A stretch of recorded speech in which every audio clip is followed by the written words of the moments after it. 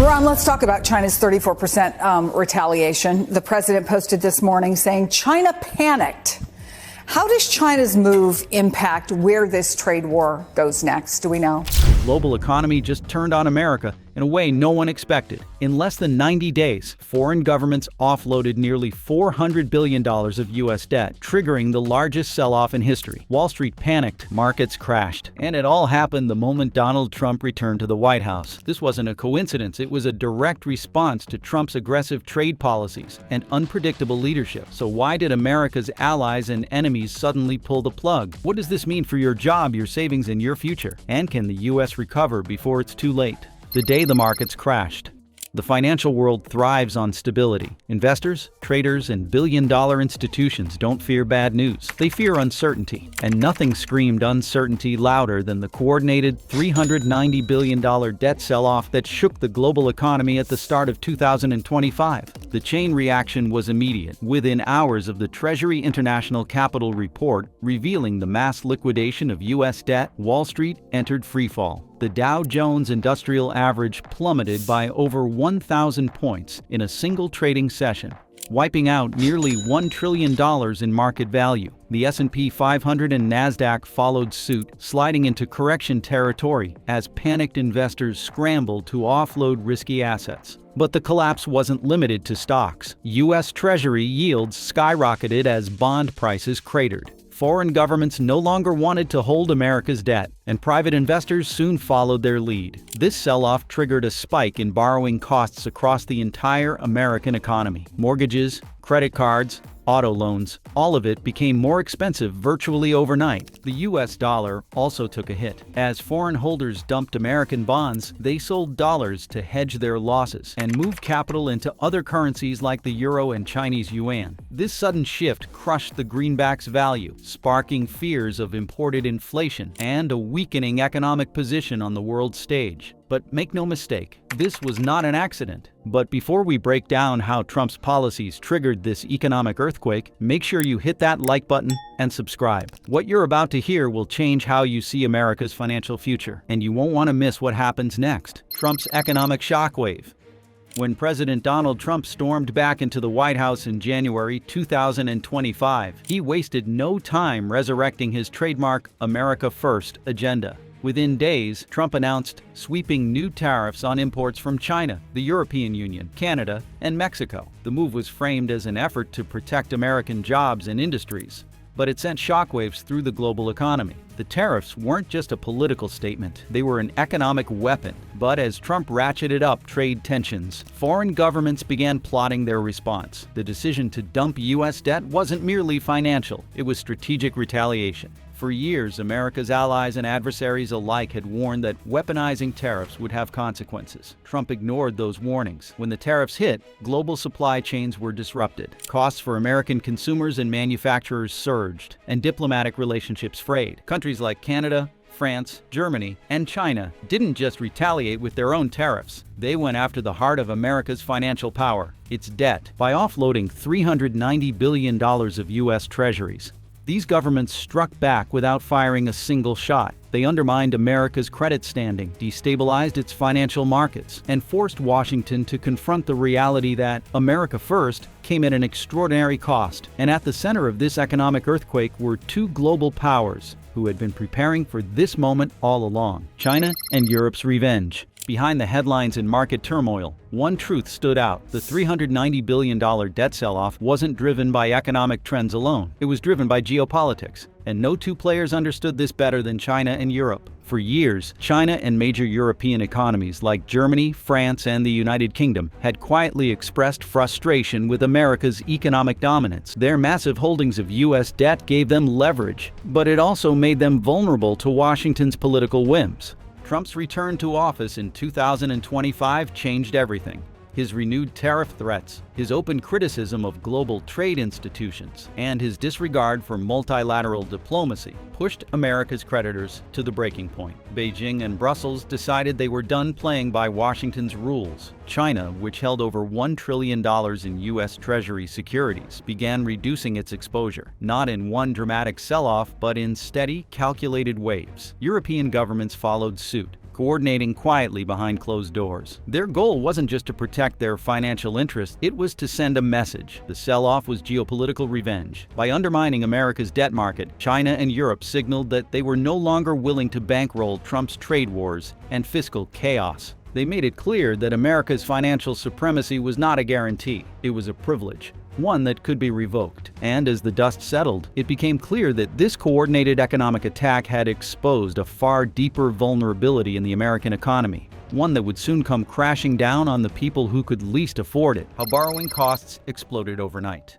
The United States economy has weathered many storms, but nothing could have prepared American families and businesses for what came next. Following the largest coordinated sell-off of U.S. debt in modern history. Interest rates did not merely rise, they skyrocketed overnight. The $390 billion dump of U.S. Treasury securities by foreign governments was more than just a signal of distrust. It triggered a financial chain reaction that sent borrowing costs soaring at speeds no economist could have anticipated. It began quietly, as Brazil, Ireland, Canada, and dozens of other nations slashed their U.S. debt holdings. Bond yields surged. The U.S. government suddenly needed to offer much higher returns to convince any buyer, foreign or domestic, to take on the massive debt being dumped on the market. That surge in yields instantly translated into higher interest rates across the American economy. By March of 2025, average mortgage rates jumped past 8%, up from 5% only 4 months earlier. Credit card interest rates climbed beyond 28%, hitting an all-time high. Auto loans soared, pushing many prospective buyers out of the market entirely. And for millions of middle-class American families, the dream of owning a home or even managing existing debt became a nightmare. Small increases in interest rates are usually absorbed gradually by the economy, but this was different. The debt dump sent shockwaves that cracked the very foundation of American lending. Mortgage applications collapsed by more than 40% in a single quarter. Home prices fell sharply in suburban and rural markets, leaving homeowners underwater on their loans. Credit card defaults spiked as average families struggled to keep up with monthly payments that had suddenly doubled. The Federal Reserve scrambled to contain the chaos, but found its tools limited. Slashing interest rates risked further destabilizing the already volatile bond market. Doing nothing meant everyday Americans would continue bleeding from soaring borrowing costs. But while American families faced the fallout of exploding interest rates, another storm was brewing behind the scenes. The rest of the world was quietly turning away from the US dollar itself. The dollar crisis. The US dollar powered trade deals, underpinned international reserves, and gave Washington enormous influence over the world economy. But as foreign nations dumped nearly $400 billion in US debt, a second, even more dangerous shift began to unfold. Countries weren't just reducing their US debt holdings, they were abandoning the dollar itself. This process, known as de-dollarization, had been discussed in policy circles for years, but now it was accelerating at a speed never seen before. Nations from China and India to Brazil and Saudi Arabia began pricing key trade contracts in euros, yuan, and other local currencies. Central banks quietly rebalanced their reserves away from dollars toward gold, the euro, and emerging digital currencies backed by state governments. The impact was immediate and profound. Demand for US dollars plummeted. Major oil contracts previously settled exclusively in dollars shifted to multi-currency arrangements. Trade between the BRICS nations, Brazil, Russia, India, China, and South Africa, moved away from dollar settlements entirely. Even longtime U.S. allies like France and Japan began exploring new financial alliances. This wasn't just economic policy. It was a political decision, a global backlash against the unpredictability and instability of American leadership, fueled in part by President Trump's aggressive trade policies and fiscal recklessness. The loss of global dollar dominance had cascading effects. The cost of U.S. imports surged as the dollar weakened. American companies that relied on dollar-denominated global trade suddenly found themselves squeezed by currency risks they had never faced before. And for average Americans, the consequences would soon be felt where it hurt the most, in their wallets. As the dollar's status collapsed, it triggered the one thing economists feared most: runaway inflation, the hidden tax. When economists talk about inflation, they often use cold, clinical terms, percentages, indices, and market forecasts. But for millions of American families in 2025, inflation wasn't an abstract concept. It was the moment their grocery bill doubled. It was the day their rent spiked. It was when parents realized they could no longer afford gas to get to work or pay for their children's school supplies. The debt dump, the interest rate shock, and the dollar's decline combined into a perfect storm. Inflation surged past 10% in just 3 months. Essential goods, food, fuel, clothing became unaffordable for working-class families. Wages failed to keep up, and real purchasing power collapsed. Gas prices soared beyond $6 per gallon nationwide. A gallon of milk crossed the $5 mark in several states. Rents increased by over 20% in many urban areas. And worst of all, this inflation was not caused by market cycles.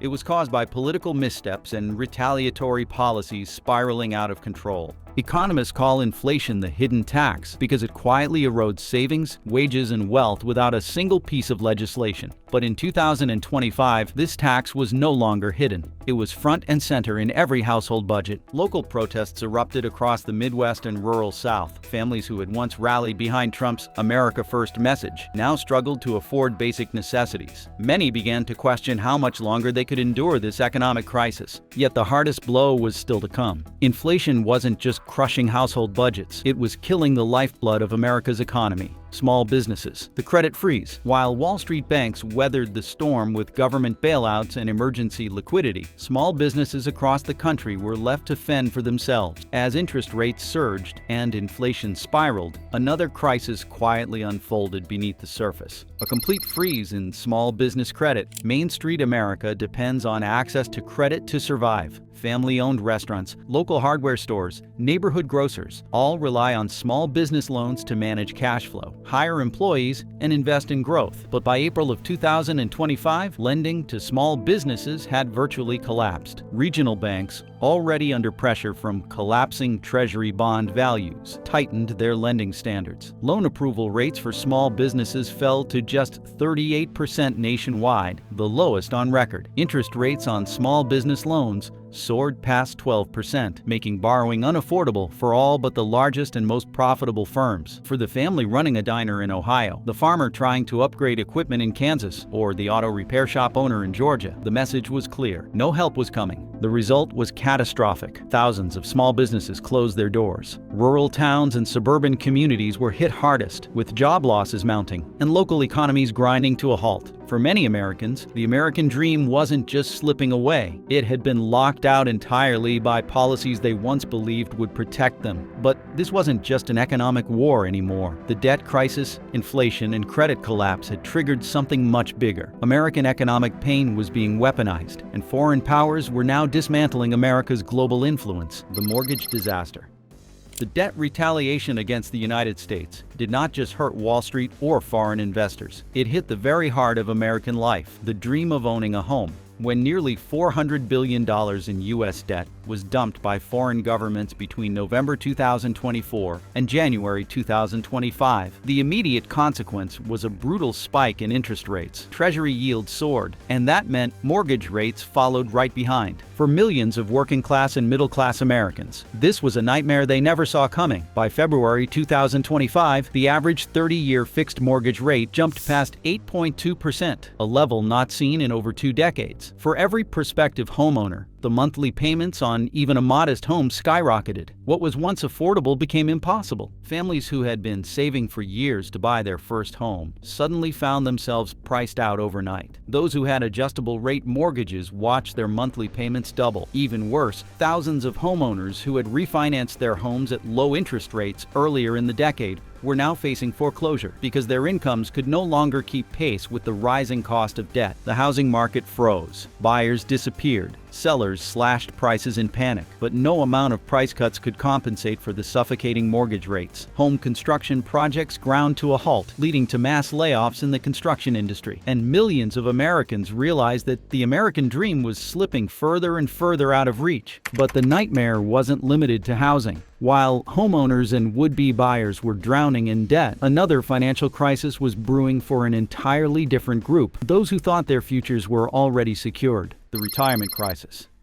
The financial earthquake triggered by the foreign debt sell-off didn't stop at mortgage rates. It shook the very foundation of retirement security for millions of Americans. The sell-off caused Treasury bond prices to collapse. Stock markets plummeted in tandem, shedding trillions of dollars in value. For decades, American retirees had been told to invest in stocks and bonds through their pension funds and retirement accounts. These instruments were supposed to be safe, steady, and reliable, the bedrock of financial stability in old age. But between November 2024 and March 2025, that illusion shattered. Public and private pension funds, which had allocated large portions of their portfolios to US Treasuries, saw the value of their holdings decline by nearly 20% in just 3 months. Stock portfolios tied to these funds took an even bigger hit. The Dow Jones Industrial Average plunged by over 3,000 points. The S&P 500 dropped nearly 12%. For retirees living on fixed incomes, the impact was devastating. Monthly pension payments were slashed. Millions of older Americans who thought they had secured a stable future were now scrambling to cover basic expenses. Some were forced back into the job market, competing with younger workers for low-paying positions. Others faced the terrifying prospect of outliving their savings. And for those still years away from retirement, the collapse of 400 balances meant their financial goals had been pushed years, if not decades, into the future. The American promise of a dignified, secure retirement had vanished almost overnight. Yet, while retirees watched their life savings evaporate, every American was about to face another harsh reality, one that would affect their day-to-day lives in ways they never imagined: the price explosion. The massive foreign debt sell-off didn't just break Wall Street or retirement accounts. It broke the price stability that Americans took for granted. When $390 billion in US Treasuries flooded the market, interest rates surged. That drove up the cost of borrowing not just for the government, but for every household, every business, and every consumer. As borrowing costs rose, so did the price of everything else. Businesses passed higher financing costs onto customers. Credit card rates hit historic highs, making everyday spending more expensive. The cost of food, gas, healthcare, and basic services spiraled upward. By April 2025, the U.S. Consumer Price Index had jumped to its fastest pace in over 15 years. Inflation surged back above 7.5%, wiping out wage gains and forcing families to cut back on essentials. Grocery bills ballooned. Rent payments soared. Utilities became unaffordable for many working-class households. The Federal Reserve, already struggling to manage the fallout from Trump's trade policies, and the foreign debt crisis, responded by tightening monetary policy even further. Interest rates were hiked again, deepening the economic pain. And while American consumers were struggling to afford basic necessities, the worst consequence of the debt crisis was just beginning to unfold. It wasn't about prices or savings. It was about jobs, the job market bloodbath. The third and most painful chapter of the debt retaliation crisis came crashing down in the job market. As interest rates soared, inflation spiked, and investment collapsed, the American economy plunged into recession. But this wasn't an ordinary recession. It was a job market bloodbath. Between April and July 2025, the U.S. economy shed over 2 million jobs. Unemployment skyrocketed from 3.8% to over 7% in less than 4 months. Industries that had once seemed untouchable, construction, manufacturing, retail, transportation, were all bleeding jobs. The construction sector was the first to collapse. With mortgage rates above 8%, new home sales cratered, forcing builders to lay off workers by the tens of thousands. Next came retail and consumer services, as Americans cut back spending to cope with higher prices and shrinking retirement accounts. But the most shocking layoffs came from corporate America. Major U.S. companies, facing skyrocketing financing costs and evaporating demand, began cutting staff aggressively. Fortune 500 firms slashed entire departments. Small businesses folded. The gig economy, once a safety net for struggling workers, dried up as customers vanished. American workers who had nothing to do with government debt policies were now paying the ultimate price. Livelihoods were destroyed. Families were thrown into poverty. Entire towns were gutted as factories and offices closed their doors. The American dream, already battered by rising housing costs, collapsing retirement accounts, and runaway inflation, was now buried under mass unemployment. But while American families were paying the price, Washington itself was falling apart behind the scenes. The Treasury trap. As U.S. Treasuries flooded back into the market, interest rates surged. Every additional percentage point in interest cost the government hundreds of billions of dollars more per year. money that would otherwise fund the military, infrastructure, and essential services. By April of 2025, America's annual interest payments ballooned past $1 trillion, more than the entire defense budget. Programs that Americans depended on, Social Security, Medicare, disaster relief, and education, were all slashed as Washington scrambled to balance the books. The Pentagon canceled major weapons programs. Federal hiring froze. Infrastructure projects stalled across all 50 states. The debt addiction had quietly morphed into a national vulnerability. Foreign creditors like China and Russia knew exactly what they were doing. By weaponizing America's own debt against it, they forced Washington into a fiscal straitjacket, unable to invest in its own people or defend its global interests effectively. The once mighty American economy was now held hostage by interest payments. And the worst was still to come. But as the debt crisis spiraled, the Federal Reserve faced its own impossible choice, one that would shake the foundations of the global economy. The Federal Reserve's impossible dilemma. In the wake of the massive debt sell-off, the Federal Reserve found itself trapped between two devastating options: raise interest rates even higher to control inflation, or flood the market with printed dollars to buy back U.S. debt and stabilize the system. Either choice would come with catastrophic consequences. By mid-2025, inflation was already spiraling. Prices of food, housing, and energy shot up faster than at any point since the 1970s. The Federal Reserve, under intense political pressure, raised rates aggressively, pushing mortgage rates beyond 8% and credit card rates into the 20s. But every rate hike made the government's debt problem worse, increasing the cost of new borrowing and driving federal interest payments even higher. On the other hand, printing more money to buy back debt risked triggering hyperinflation. Foreign investors and American citizens alike would lose faith in the U.S. dollar, leading to capital flight, currency devaluation, and even greater economic instability. In a desperate attempt to avoid collapse, the Fed tried to walk a tightrope, modestly raising rates while quietly injecting liquidity into financial markets. But the markets saw through it. Investor confidence cratered. The U.S. dollar began losing ground against the euro, the yuan,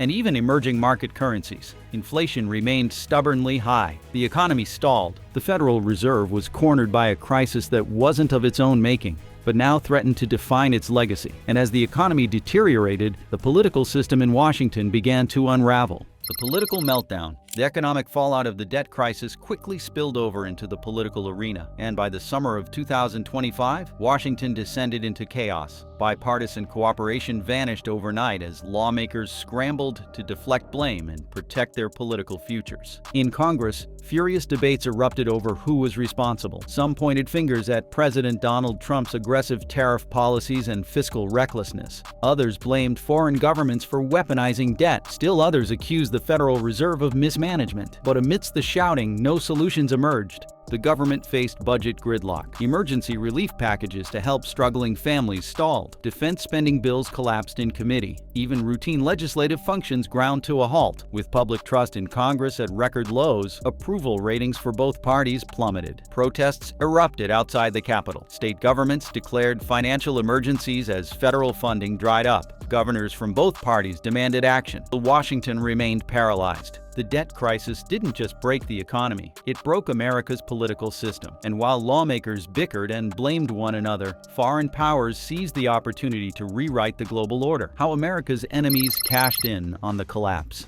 While Washington floundered and American families suffered, rival powers abroad saw an opening, and they moved fast. By late 2025, China, Russia, and a coalition of emerging economies were working behind the scenes to reshape the global economic landscape without the United States. China ramped up efforts to internationalize the yuan, signing new trade agreements with countries across Africa, Asia, and South America that bypassed the US dollar entirely. Russia expanded its energy partnerships with India and the Middle East, pricing oil and gas in rubles and yuan. The BRICS bloc, Brazil, Russia, India, China, and South Africa, accelerated plans to establish a new development bank and alternative reserve currency. Even traditional American allies in Europe began hedging their bets, signing bilateral trade deals with China and diversifying their foreign reserves away from US Treasuries. The collapse of American fiscal credibility and the dysfunction in Washington sent a clear signal to the world. The era of unquestioned US economic dominance was over. By the end of 2025, a new multipolar financial system was taking shape. America was no longer the central pillar of global stability. The very countries that triggered the debt crisis had succeeded in shifting the balance of power. But the real question is, can the US recover before it's too late, or is the damage already done? We want to hear what you think. Drop your thoughts in the comments below and tell us who's really to blame for this collapse. And if you found this video helpful, don't forget to hit that subscribe button and like the video to stay updated.